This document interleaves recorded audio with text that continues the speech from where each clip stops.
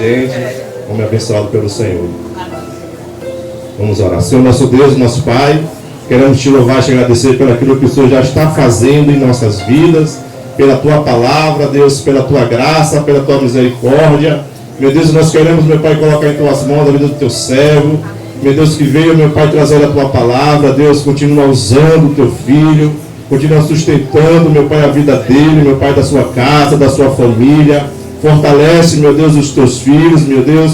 Fortalece, meu Deus, essa casa, meu Deus, porque nós sabemos, meu Deus, que essa casa é fortalecida na rocha, meu Deus. É fortalecida no Senhor, meu Deus. É uma família, meu Deus, abençoada por ti, Senhor. E nós queremos, meu Pai, colocar em tuas mãos esta palavra que será pregada nesta noite. Espírito Santo de Deus, é o Senhor que faz a tua obra, Senhor.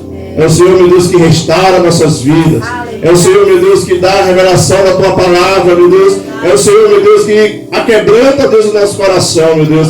Ah, meu Deus, porque, meu Pai, a tua palavra, meu Deus, ela precisa ser ministrada, meu Deus, com aquebrantamento, Deus, em nosso coração, meu Pai. Queremos nessa hora repreender, meu Pai, toda a dureza de coração, meu Deus, toda a resistência, meu Deus, à tua palavra, toda a resistência, meu Deus, à família, meu Deus, nós queremos repreender nesta hora, em nome de Jesus. Porque quem prevalece, meu Deus, é a tua palavra, meu Deus, é a tua santas escrituras, meu Deus, é a tua restauração neste lugar, meu Deus. Ah, Deus, continua falando conosco através da tua palavra, em nome de Jesus. Amém.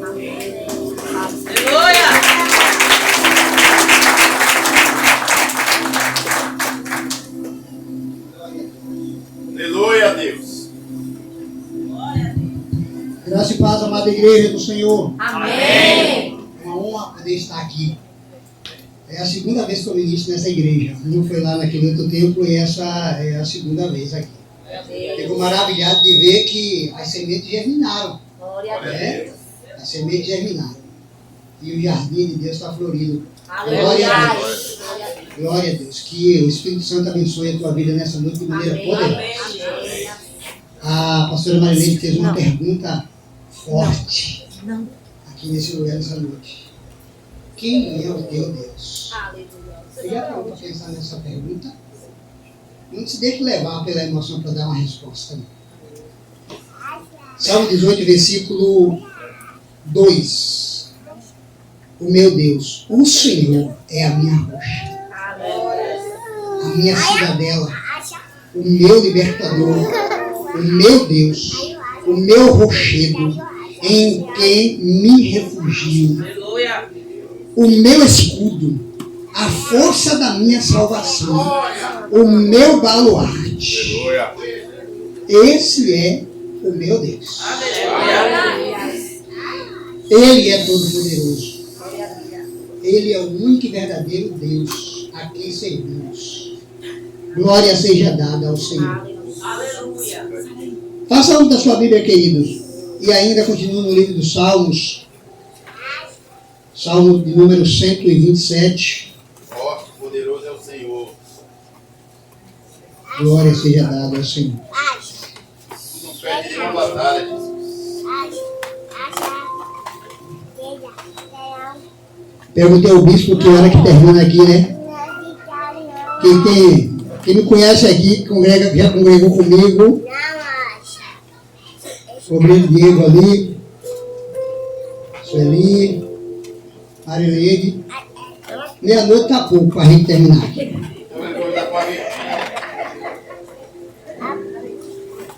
Pastor, um grupo de, na verdade, foi um grupo de jovens, né? O líder do grupo de jovens da igreja quadrangular me convidou para pregar lá. E começou 6h pouca, né? 7 horas mais ou menos. E aí, louvor daqui, louvor de lá, e dança, e apresentação, e oportunidade. E estamos daqui, estamos da por lá, 9h30, passou o microfone para mim. Eu falei, vamos orar. Que a gente já está encerrando o culto. O povo ficou firmado, porque não tem palavra não, ele já pregou. Eu vou dizer uma coisa para você, meu querido irmão e irmã, amigo visitante que entrou aqui. Eu não precisava nem pregar mais. O que Deus já operou aqui. Eu vou dizer uma coisa para você, olha. Se eu tivesse com a sacola espiritual vazia, eu já saía daqui precisando de ajuda para carregar. Aleluia. Comecei na hora que eu ouvi o primeiro louvor, porque aqui a gente ouviu o louvor. Porque o mundo não está tocando louvor, o mundo está tocando canções. Né? Deus seja louvado por esse lugar. Faz jus ao nome que Deus te permitiu colocar aqui atrás de mim, tabernáculo de Deus. Que Deus ache nesse lugar, todas as vezes que vocês se congregarem, um lugar que Ele tem orgulho de estar presente. Não precisa de riquezas nas ornamentações. Deus precisa de pessoas que adoram. Aleluia. Glória a Deus. Deus não precisa de palavras que formem versos construídos, mas Deus precisa de razão no que está sendo dito aos seus ouvidos. Deus quer operar nas nossas vidas. Deus quer fazer grandes coisas em nossas famílias, mas Ele precisa de um povo adorador, um povo verdadeiro, um povo que agrada ao coração dele. Louvado seja Deus. Você está de posse da sua Bíblia? Quem não tem, escute o que o texto diz. Se o Senhor não construir a casa, o trabalho dos obreiros, dos trabalhadores, será inútil ou em vão. Se o Senhor não proteger a cidade ou não guardar a cidade, será vão arregimentar sentinelas para assim o fazer, ou colocar nela vigias. Inútil será levantar de madrugada e dormir tarde. Comer o pão que penosamente ganha-se aos seus amados, Ele o dá enquanto dorme. Eita glória, Jesus. Herança do Senhor são os filhos, Aleluia. o fruto do ventre, Aleluia. o seu galardão. Eles são como as flechas na mão dos guerreiros, do guerreiro. Aleluia. Eu gosto disso. Assim, os filhos da juventude, feliz o homem que enche deles a sua aljava, Glória. porque não será envergonhado Aleluia. quando ele sair à porta da sua casa para tomar pleita contra os seus inimigos. A leitura foi transparente? Espírito Santo, já foi invocado o teu nome, já foi orado ao Senhor para que o Senhor dirigisse as nossas vidas, para que o Senhor tomasse posse desse tempo em que nós nos damos a Ti. Mas eu faço uso desse breve momento para suplicar-te que eu possa descer, me humilhar, que eu possa emudecer os meus lábios, para que teu Espírito fale através de mim, Senhor. Faz uso desse tempo, Senhor, que tão precioso é para nós estar na tua presença. Eu não poderia falar numa outra linha de raciocínio, senão aquela que eu já entendo. E peguei um texto baseado, obrigado, Ken, naquilo que é a minha profissão. Se Deus não ser o construtor da família, não tem quem construa melhor. Estou certo? Estou certo? Sim ou não? Sim. Pois. Toda edificação precisa de um projeto.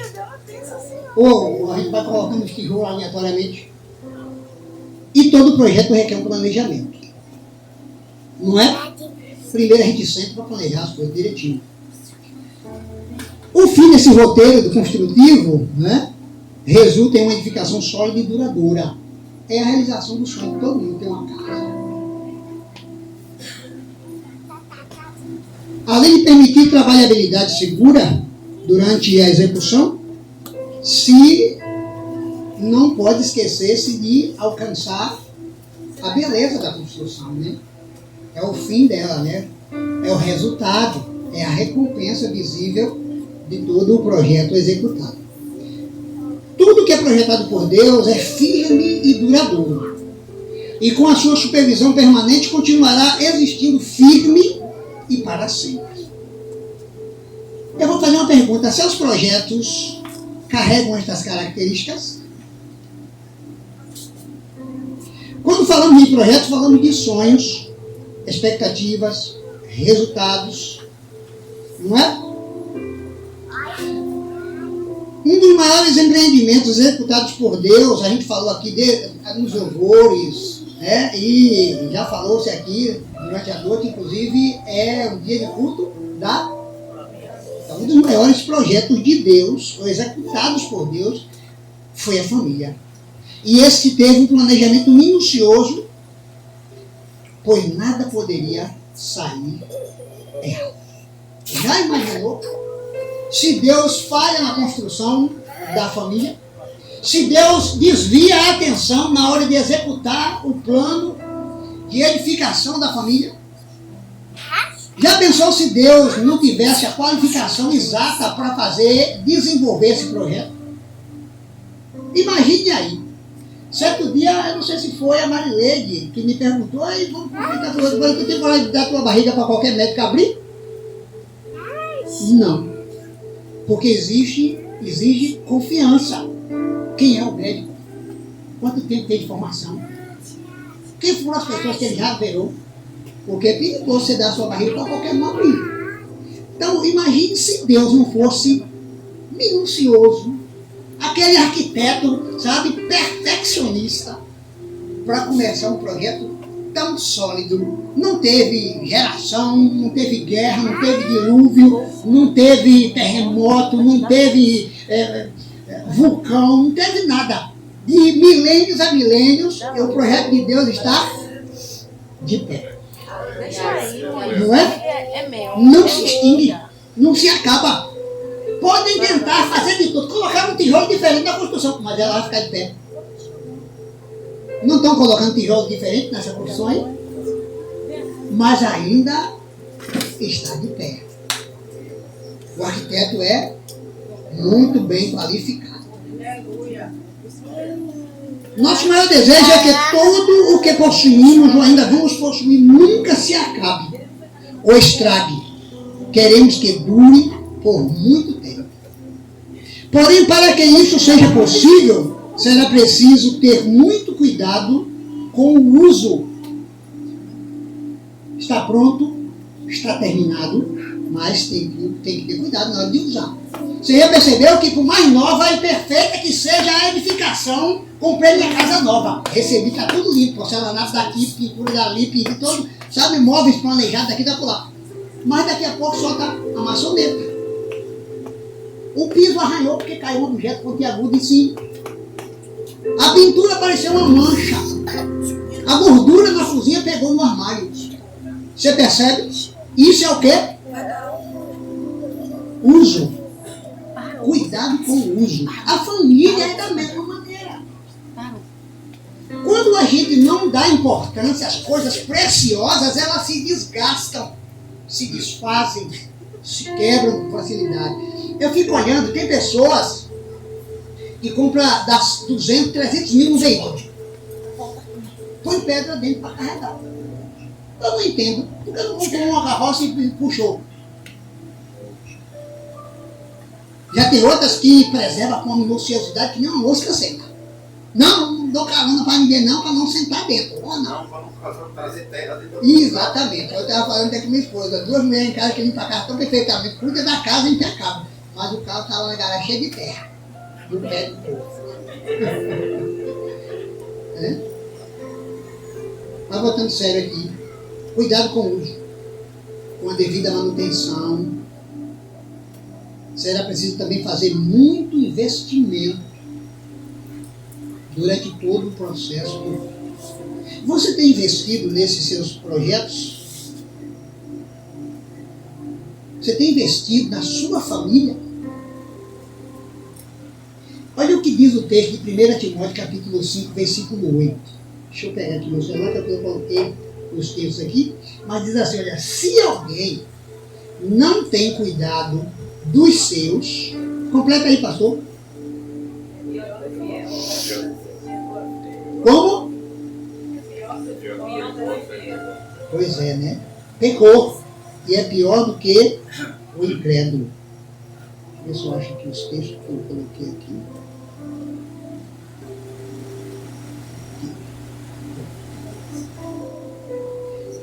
Você entendeu?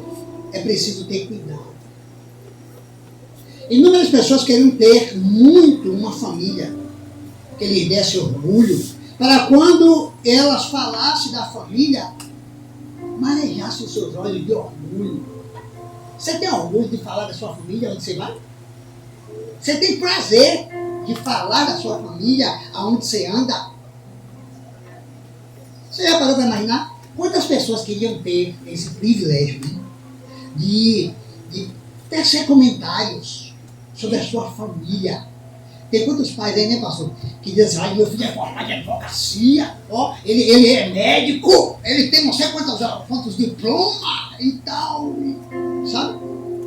Mas meu maior orgulho de falar da minha família, como a minha mãe mesmo fala, meus filhos servem ao Senhor. Mas não serve religiosamente, mas serve com integridade. Não precisa que ninguém empurre, vá.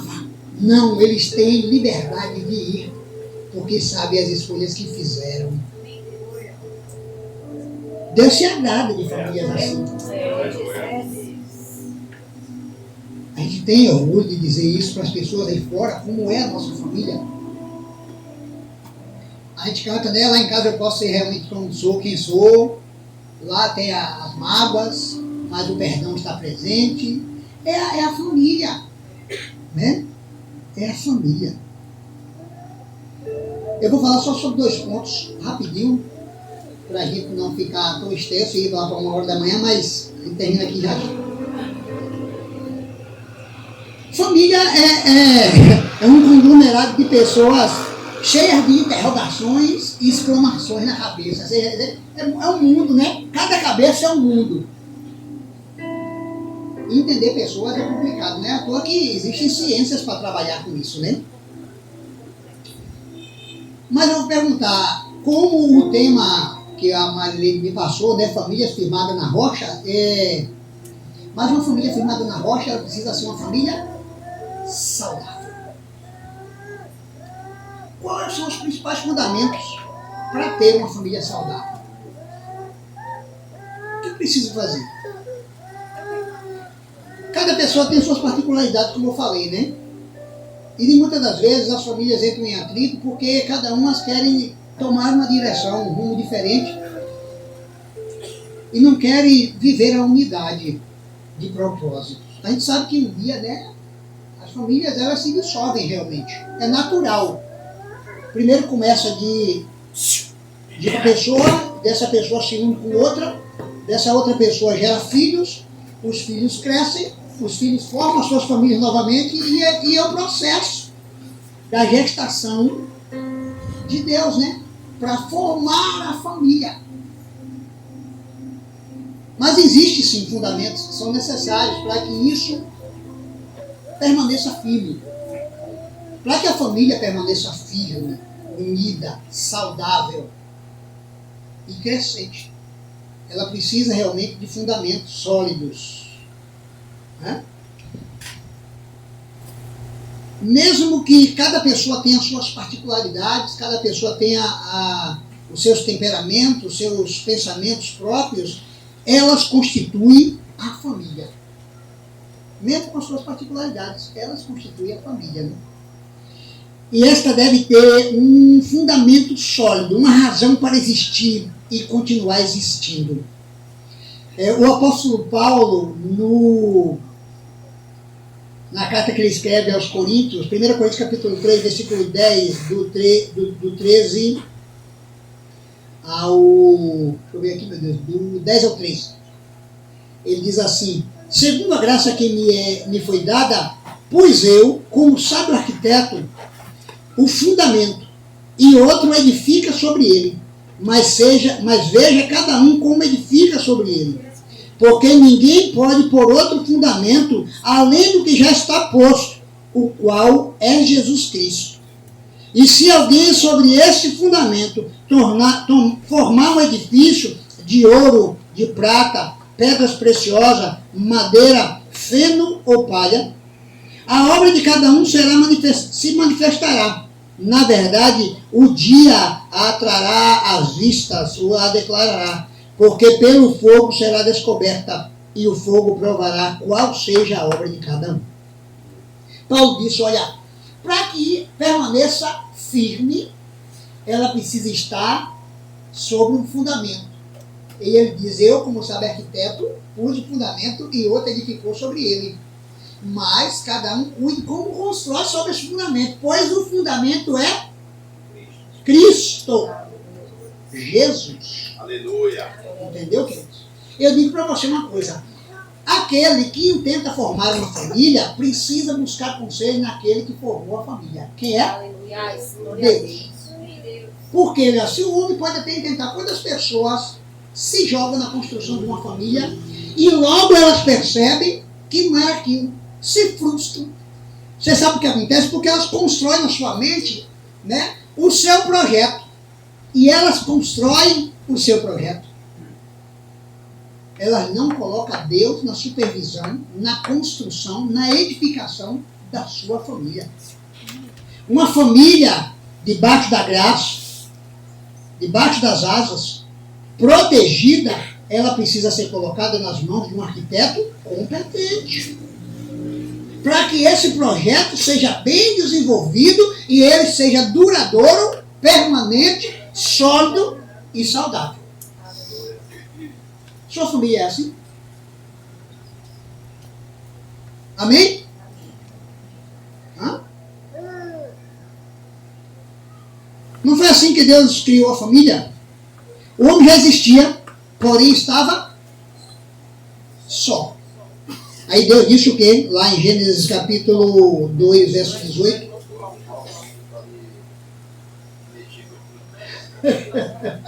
Daí você conversa de Cláudio Duarte. Deus disse assim, não é bom que o homem esteja só. Quando a gente fala de homens, querido, é porque o mundo, ele generalizou macho e fêmea de uma maneira diferente como Deus criou. Quando Deus fala homem, ele fala no gênero geral. Não é bom que a mulher fique só, porque o mundo pensa, gira, imagina, cogita coisas. Então Deus disse, é bom que o homem esteja acompanhado, ocupe a sua mente. Quando Adão viu Eva no jardim, a primeira coisa que ele disse é essa preenche, essa realiza, essa é o que eu precisava. Quem sabe não foi o mesmo pensamento de Eva. O escritor errou em não falar nada sobre Eva. Eva não falava nada. Quando Eva abriu a boca foi para falar o que não devia. Me perdoe aí, não é machismo. Mas era para Eva falar. Né? Não era nem para falar isso aqui, né? Mas é, irmão. É para se contrair. Me perdoe aí. Faz, mas me chama atenção do isso. Ó, mas presta atenção, querido. O que foi que Eva falou, pastor? O que foi que Eva falou? Ó, quando a gente fala a questão da construção da família, que a gente tem que ter cuidado. Deus chamou Adão e disse: domine, governe, dê nome às coisas, cuide do jardim. Adão fez minuciosamente o que Deus ordenou. Todo dia Deus sentava com Adão, não dá conta, não foi o que tu fez hoje, eu, Senhor, eu arei ali, eu capinei ali, arranquei aquela folha, eu abri aquele canal para o rio passar para ali, para ver para aquelas águas, ter mais água. Senhor, ó aquele bicho ali que eu vi pela primeira vez hoje, olha ali, ó. Olha, Deus está certo, muito bem. O que é que ele faz? Ah, ele é feroz, ele governa sobre os outros bichos menores. É verdade, Adão. Interessante. Adão, então, estava fazendo conforme Deus mandou. De repente, Adão vê o leão com o leão, a vaca com o boi, o passarinho lá, ó, o periquito com o periquito. A cabeça não gira, o mundo não permeia a mente, mente vazia, o diabo está lá detrás da árvore. Né? O que é que eu vou fazer para eu penetrar nessa fortaleza chamada família e plantar minha semente de discórdia? O que é que eu vou fazer para acabar com essa construção? O camarada entrega a construção da casa dele para um pedreiro que não tem qualidade. Na primeira semana que ele entra, a água já está subindo pelos blocos no pé da parede. Ele começa a dizer, meu Deus, o que eu fiz com o meu dinheiro? Você entende como é a questão da família? A família é algo precioso. Um presente precioso eu ganhei de Deus. Aí Deus te deu. Irmão, para pensar aqui, ó. Para pensar. Ó, eu vou julgar eu mesmo. O miserável, o pecador, frustrado, cheio de má intenção, longe de Deus, cheio de pensamentos terríveis na mente. Aí Deus me encontra na esquina, quando eu estou pronto para chutar o pau da barraca do outro, que está morando debaixo de uma tenda, para cair por cima dele. E Deus disse, eu gostei de você. Eu tenho interesse em tu. Tu é bom para mim. Vem cá, que eu vou te usar. Vou te dar uma mulher, vou te fazer feliz. Vou te dar um lar, uma família. E Deus assim fez. Querido, Deus quer fazer com a gente. Aí o indivíduo olha para a trajetória dele para trás e diz, meu Deus, quanta coisa o Senhor me deu. Quanta coisa o Senhor me deu. Meu Deus, eu não mereço. Para pensar, querido. Quem éramos nós? Como diz a canção, né? Um projeto falido que ele investiu. E agora nós temos uma família. Nós temos uma família. Fundamento principal, né? Jesus.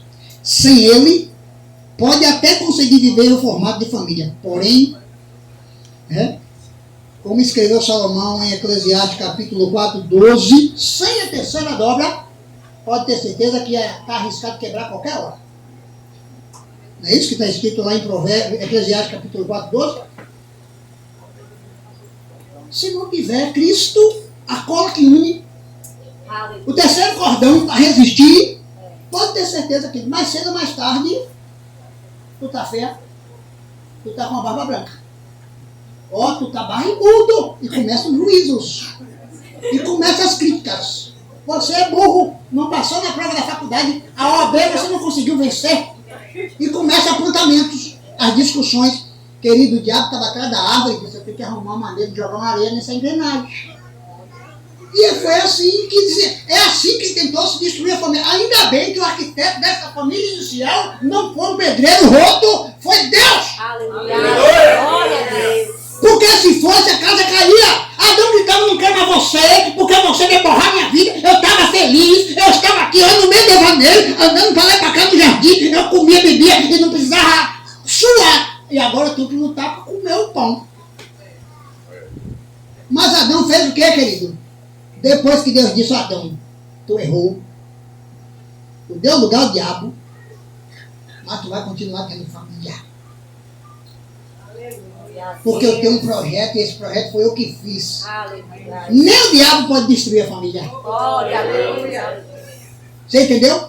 Quando o diabo consegue vencer e separar, a pessoa não fica só, eles se unem com outra. Porque a família, ela não se destrói. Pode ter certeza que não se destrói. O diabo pode rasgar ao meio, mas amanhã ela vai brotar os ramos novos novamente. Isso é família. Porque foi Deus que foi o arquiteto da família. Né? O principal fundamento para edificar e ter uma família firme e estruturada é Jesus. O apóstolo Paulo, ele escreve dizendo, lá em Efésios 2:20, né? Deixa eu ver se eu lembro aqui o texto. Efésios 2:20, aqui. Edificado sobre o fundamento dos apóstolos e dos profetas, diz assim, olha, o direcionamento, o ensino, a maneira como se viver em unidade familiar. Isso são direcionamentos que foram dados desde os primórdios do passado, para que o homem consiga conviver firmemente com a sua família e estabilizar de maneira que não venha a ser vencido pelas fraquezas externas, que corrompem a família. E Paulo diz, alicerçados, fundamentados, né? Edificados sobre esses fundamentos, que são os ensinos. Ele diz, de quê? Eu ensinei o quê? O que foi que eu aprendi? O que foi que me falaram? O que foi que me ensinaram? Ensinaram que Cristo é a rocha que permanece, que faz permanecer firme a família. Sem Jesus nem tente. Não tente. Não tente.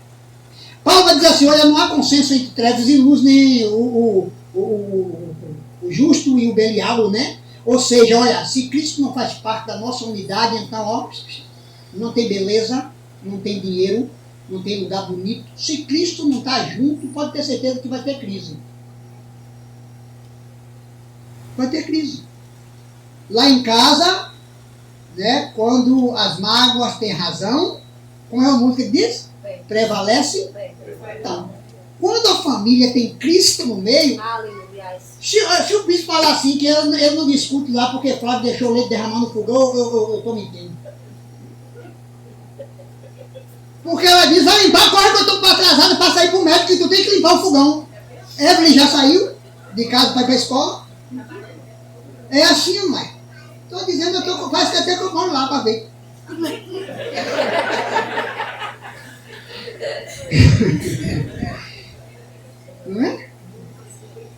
Pois bem. Esse fundamento, querido, é a verdade. E a verdade é chamada de rocha. E essa rocha que sustenta a família sólida e firme é Jesus Cristo. A pedra da esquina, a pedra angular, Jesus. Sem essa pedra, a família não consegue ficar de pé. Né? Não adianta você vir para o culto, não adianta você ter uma Bíblia brilhando, com letras douradas na frente, não adianta você ter a melhor roupa, o melhor sapato. Você vai botar um outdoor, os outros estão vendo, parece que está tudo verdadeiro, tudo bonitinho, mas por dentro está quebrado. Não é? Não adianta. É a canção pela canção, é a letra pela letra, é o teatro pelo teatro. São só emoções. E as emoções, lembre-se bem disso, que eu vou falar a verdade aqui, as emoções estão no campo humano. A razão está no campo espiritual. Aleluia. Então, quando a palavra ela entra em nós, ela começa a mexer, aí Deus está trabalhando. Deus. Mas quando eu estou só chorando, quando canto uma musiquinha bonita, quando o teclado faz aquele som suave, eu não gosto de ouvir som suave quando eu estou pregando. Eu gosto de falar para as pessoas ouvir. Porque a música toca na emoção, eu quero tocar na razão. Aleluia. Com aquilo que Deus colocou no meu coração. Né? Estes ensinos, como diz o apóstolo Paulo, é a palavra de Deus que Jesus ensinou. A construção sobre a rocha. O irmão Vange, né, o Vange leu aqui, né, lá em Mateus capítulo 7, versículo 24 e 27, Jesus disse, olha, a prudência está em começar uma construção num lugar que é firme. E alguém que quer construir algo que não se desmorone, que não caia, que não venha a ruir, ele vai construir na areia, né? É porque é fácil de cavar. O ajudante gosta de cavar no lugar mole. O pedreiro fala, na rocha, tem que cavar na pedra. Não cava na pedra, tem que cavar na areia. É na areia para as pessoas isso. Não é mais fácil construir ali, que não vai doer a mão fazer calo, né? É na pedra. Jesus disse, olha, a pedra, ela sustenta a edificação, né? Por isso que Jesus é chamado de pedra angular, rejeitada pelos edificadores, né? Eleita por Deus. Então, querido, coloque Cristo na tua vida, coloque tua vida com Cristo dentro da tua família e tudo vai permanecer inabalável. Inabalável. Como todo edifício tem patologias, problemas de saúde, né, as doenças da construção, a família, né, também pode danificar a sua estrutura. Ela, se não sofrer intervenções de reparo, de ajustes conjugais, ensino de princípios e valores, mudanças de hábitos, controle das emoções e uma consagração a Deus, pode ter certeza que mais cedo ou mais tarde vai começar a surgir as patologias, né? Qualquer coisinha que tiver, que você vê que está fora do seu controle, corra para alguém que pode consertar. Não é assim? Eu já fui chamado para trocar uma lâmpada na casa que tinha um homem que tinha medo de barata. Imagina como é a situação de uma família assim, né? Para imaginar.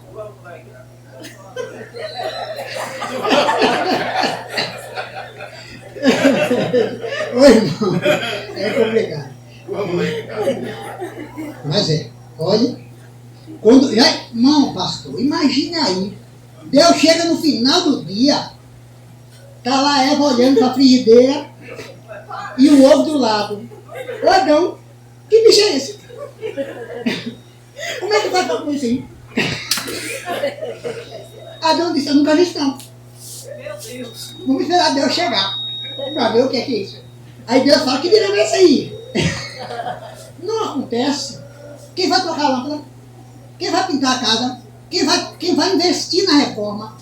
Quem vai começar a consertar? Queridos, eu reconheço que preciso baixar minha guarda, descer do meu pedestal e dizer, tu tem razão.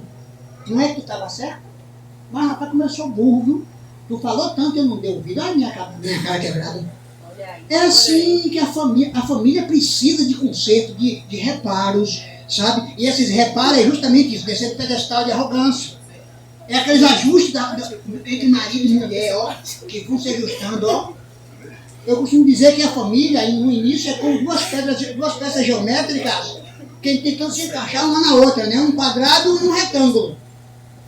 Ou um círculo e um retângulo. E tentam se unir, não tem como penetrar um no outro, que não dá. Até se unir, tem que haver os desgastes, né? A lixa das arestas, nas rebarbas, até olhar as duas. Rapaz, é igual. Não tem marido e mulher que parece que é um só. O camarada era feio de doer. Agora tá dando lindo, bonitinho. Olha aí. Toda alinhadinho. Porque a mulher, né, tratou, investiu. O camarada é duro, brabo, sisudo, mas a mulher disse: eu vou te quebrar. Oh. Aí ela vai pra onde, ó? Deus, tu foi o Senhor que projetou e edificou. Minha construção não pode ter problema. Olha. Então Deus vai lá e age. Quando você chama o arquiteto, apresentar um defeito aqui, eu preciso que o senhor me dê uma opinião, o que é que você vai fazer? Eu não tenho muito dinheiro para gastar. Então é assim que acontece. Quando a gente quer uma família feliz, uma família regozijada, a gente vê nas propagandas da televisão, né? Aí nos condomínios, que todos os condomínios, marido e mulher, os filhos no lado. Tudo correndo assim, propaganda é fácil de fazer. Viver a realidade. Viver a realidade. Maninha, eu quero iogurte. Tem não. É assim que acontece. Família é algo sério, não é brincadeira. A sociedade moderna hoje, ela está jogando areia no olho das pessoas e fazendo com que desacreditem dessa instituição, né, fundamentada pelo Criador do Universo. Por isso que a gente vê pessoas aí, olha, atormentadas da mente, vivendo violências domésticas, passando por perrengues na vida, porque não colocou a terceira dobra do cordão. Porque não colocou a pedra fundamental para edificar a sua família, que é Cristo. Sua família tem Jesus? Sim ou não? Quem não tem, vai sair daqui hoje levando ele para casa. Cadê que nem Jairo? Senhor, vem para minha casa. Vem que a minha filha está morrendo. O centurião chega e diz: Senhor, vai, corre na minha casa que eu tenho um servo que está morrendo. Leva Jesus com você e diga: Senhor, o Senhor não vai sair daqui enquanto a gente não consertar todos os defeitos da minha construção. Não foi assim que Jacó disse? Quando ele grudou no anjo lá no Val de Jaboque? Não. Chegou até aqui, só vai embora depois que o Senhor consertar os meus erros. O anjo perguntou para ele: então me diga agora quem é você. Tu não é Esaú não, é? Mas tu disse para o teu pai que tu é Esaú. Não lembra não, Senhor, eu sou Jacó. Baixou a arrogância, a presunção. O camarada estava longe de casa, vivendo no sofrimento do sogro ali, que venceu ele há 21 anos. Agora para imaginar. O camarada não tinha sido consertado ainda teve. Apanhou tanto. É aquele cara que vai para a cadeia porque roubou um chiclete. Todo de uma borracha, um espinhaço. E o cara sai depois de 20 anos na cadeia. Na primeira esquina o guarda disse: mas rapaz, de novo? De novo, bicho. Tu não tem conserto não, velho. Jacó, depois de 21 anos, o único tamanho que é tu. Ei, Jacó. Sim. Pois bem, agora você não vai ser mais Jacó. Nem mais usurpador. Você agora vai ser Israel. Sua família agora vai ter Deus nela. A prosperidade vai chegar. A paz vai habitar plenamente. A vida vai terminar sobre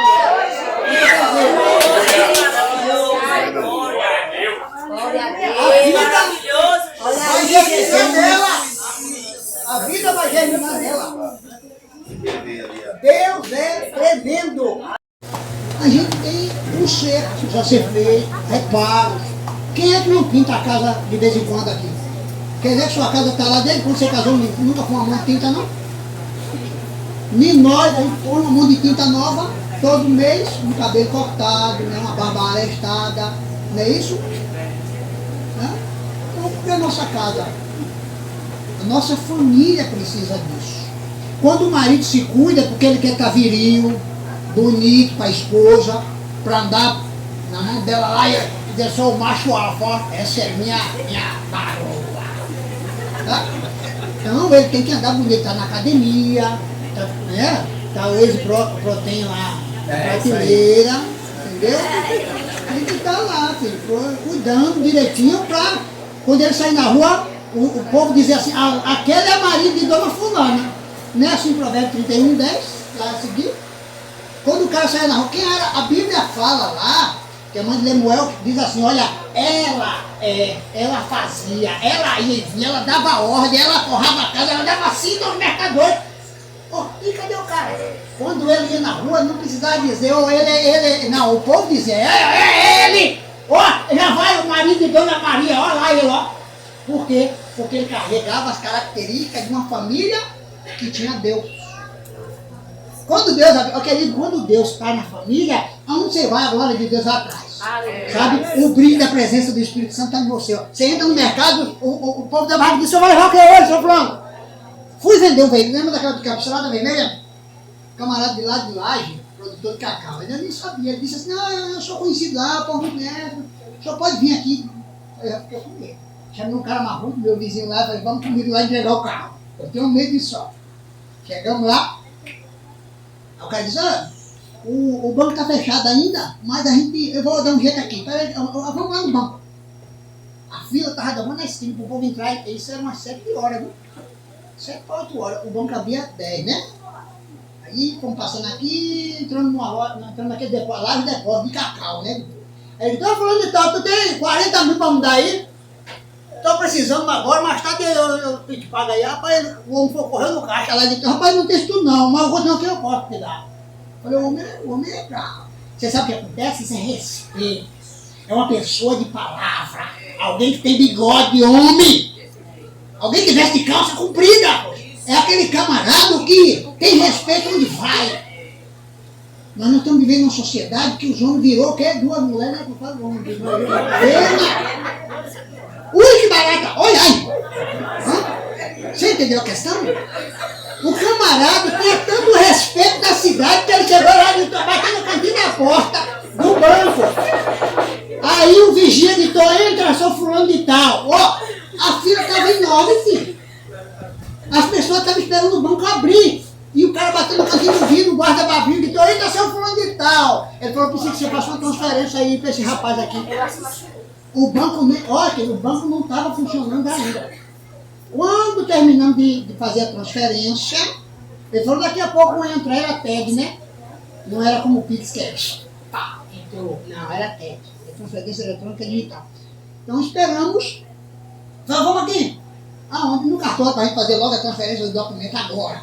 Eu falei, é assim, aí ele falou, não se preocupe não, que aqui a gente resolve. Chegou lá, rapaz, o cartório não tem ninguém. Ele falou, dona moça, ó, quero fazer transferência aqui. Questão de segundo minuto. Resolveu. Então isso significa que tem pessoas que elas precisam realmente ter um nome, uma personalidade, um caráter, que Deus está nela, de maneira que ela vai, ela entra, ela sai, e as pessoas têm orgulho de olhar. Olha, é o marido de fulana. Você é assim, marido? Glória a Deus. Né? Glória a Deus. O restante não surpreendeu a mão, não, ficou com medo.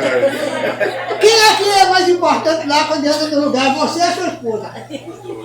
É os dois aí, aí tem que ser, né? Lá como é que a gente anda, parede, Dona Fátima, senhor Antônio. É assim, né? É mais ou menos assim.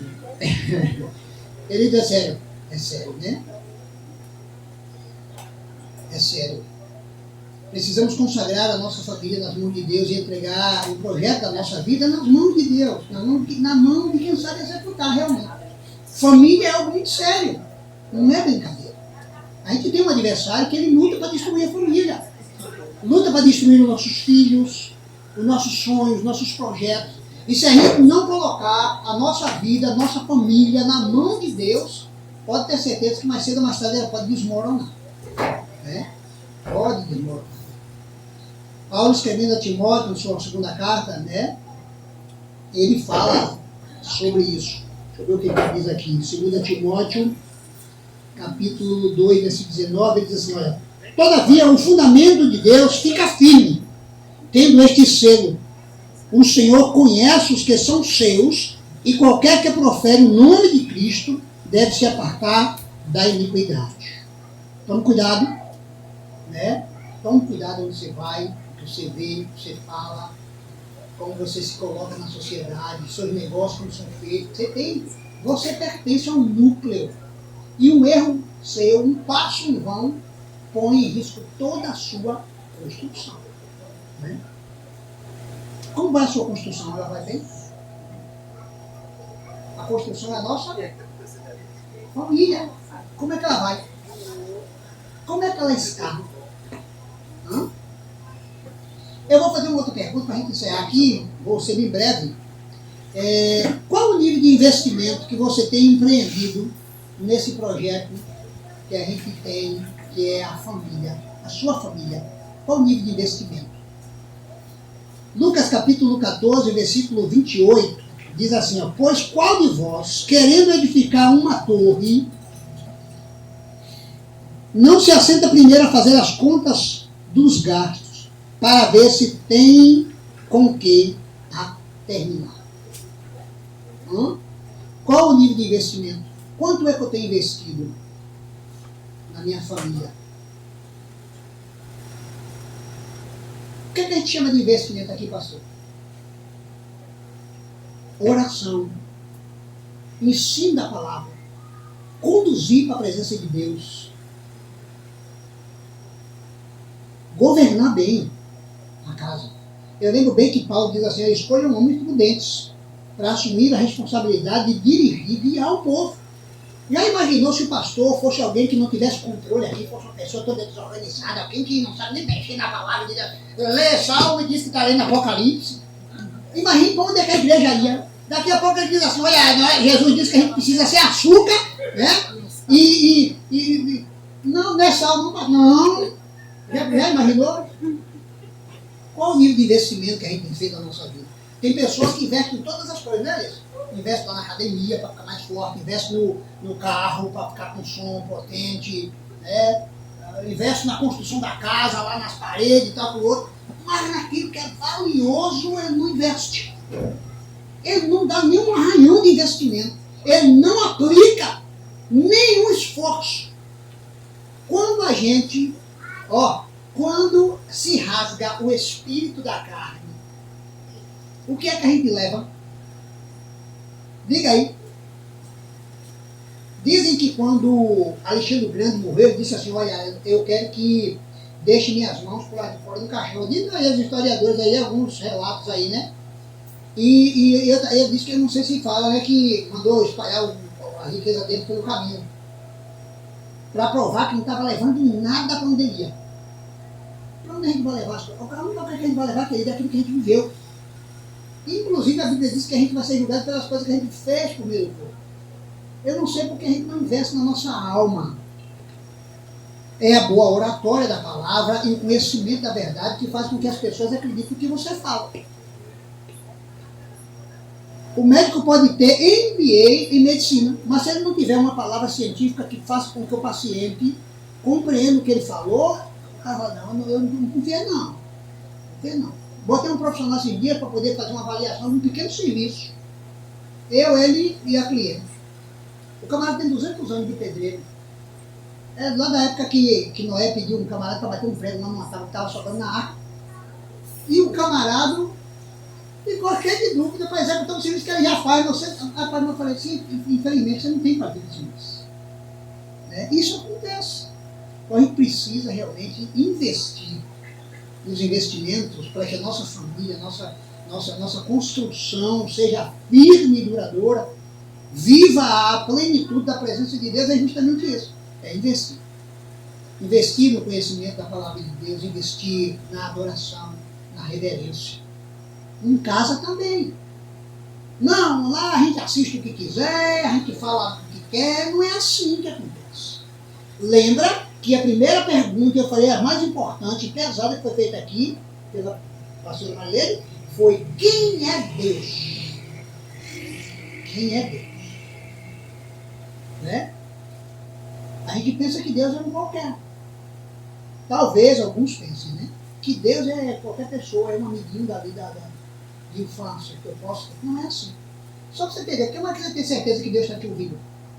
Como é que você tem certeza que Deus é teu Senhor? Como é que você tem certeza que Deus está na tua família? Quais são as características que mostram que Deus faz parte do teu lar? O que é que mostra que Deus está ali se agradando da minha construção? O que é que mostra? Obed-edom recebeu a Arca da Aliança na sua casa. Ele não estava preparado, não tinha um lugar pronto, não tinha ali uma semana de treinamento como gerir a presença da Arca na sua casa. Mas ele disse, entra. Entra, entra, entra! Querido, sabe qual foi o lugar que a Arca ficou? Na sala. A Bíblia diz que o rei, quando quer honrar alguém, ele leva para a sala do banquete. Lugar onde todo mundo quer. Na minha casa eu quero que todo mundo vá para a cozinha, porque lá é o lugar que eu encho logo o busto da pessoa, a pessoa fica maleável. Ela dá tudo que tem, até o dinheiro do bolso. Ofereça logo o café, meu filho, olha ela, ó. Você entendeu? Então, o vendedor disse, olha, põe aqui na sala. Quando você recebe Deus, diz, Senhor, tem honra. Aqui o lugar é seu. Toma a direção, Senhor. Faz a tua obra nesse lugar. É 3 meses. Diz que o vendedor nunca viveu prosperidade na vida dele toda. Imagina aí, Deus disse, eu vou descer a cachoeira do céu só aqui. Abre, faz os tanques aí, ó, que vai transbordar. E foi assim que ele... Olha, a família precisa viver, sabe? Aquela abundância da presença de Deus. Mas isso acontece quando o louvor é perfeito aqui. Quando a oferta é com o coração cheio de graça e gratidão. Quando o culto chama a atenção de Deus. Deus diz, para aí, que tem uma igreja aí no bairro do Sim que está chamando minha atenção. Porque tem pessoas adoradoras que falam verdade. Eu preciso ouvir aquilo. Querido Deus, você pensa que Deus não vai para ouvir? Leia a Bíblia que você vai ver. Deus vai.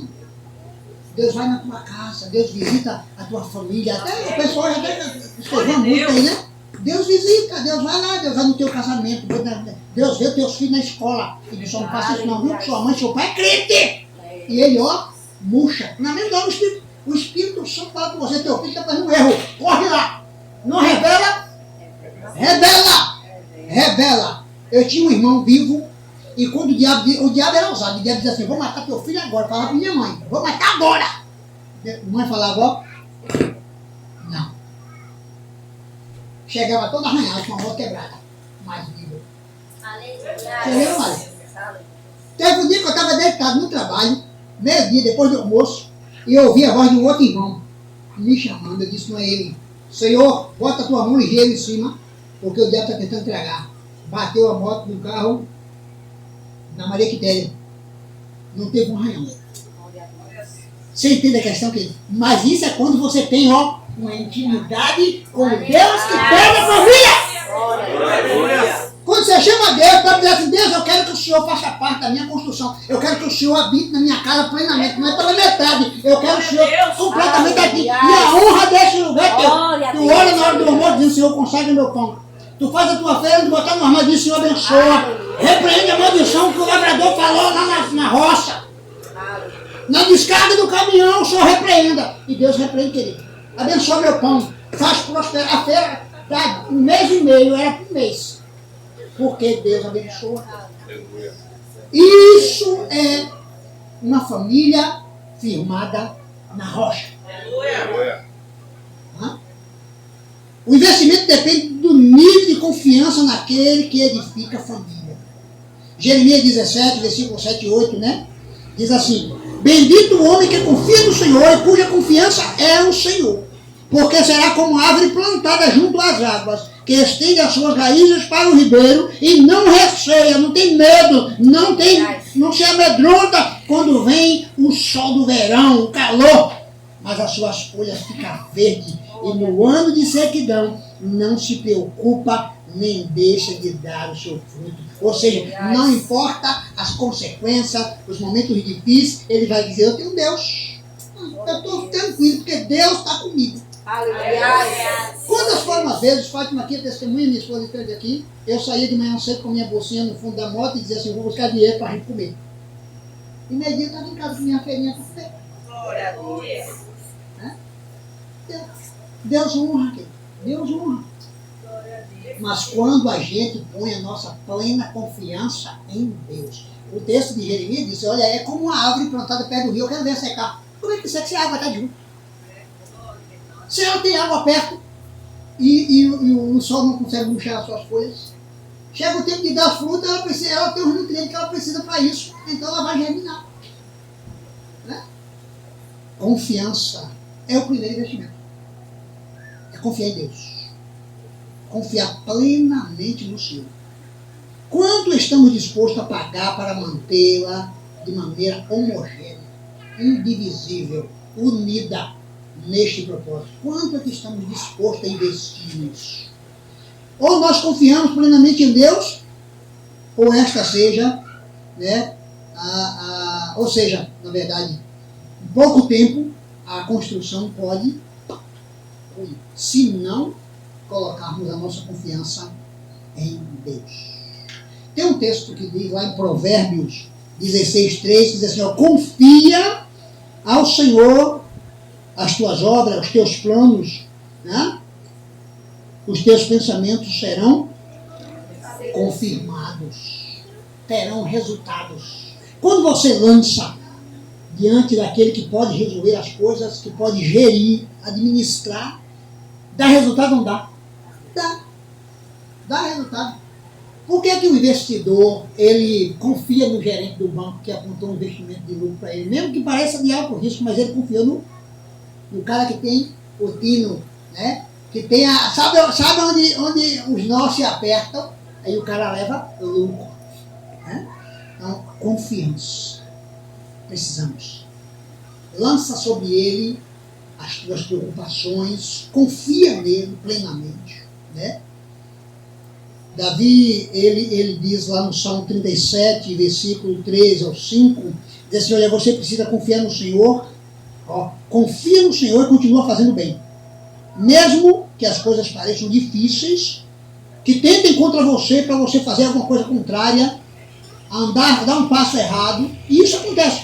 Quando as coisas apertam, quando as coisas ficam difíceis, o diabo começa a dizer, olha, não foi assim no jardim? A família estava perfeita, Deus estava lá todos os dias se agradando. Aí as coisas começaram e o diabo começou. Olha, está difícil, está apertando. E aí as pessoas muitas vezes tomam uma atitude errada e terminam ruindo tudo, jogando tudo a perder. Né? Vigia, seja sábio, deleita no Senhor e Ele te concederá o desejo do teu coração. Entrega o teu caminho ao Senhor, confia nele, o fará. Confiança, descanso e entrega. Glória a Deus. 3 coisas importantes para a gente fazer prática disso na nossa vida familiar.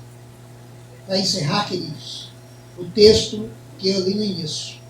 O Senhor é a minha rocha, o meu lugar forte, o meu libertador, o meu Deus, a minha fortaleza, em quem confio, o meu escudo, a força da minha salvação e o meu alto refúgio. Esse é o meu Deus. Esse é o Deus da tua família. Amém? Amém. Então sua família está firmada. Diga assim, minha família está firmada na rocha, que é Jesus. Amém. Vamos colocar de pé.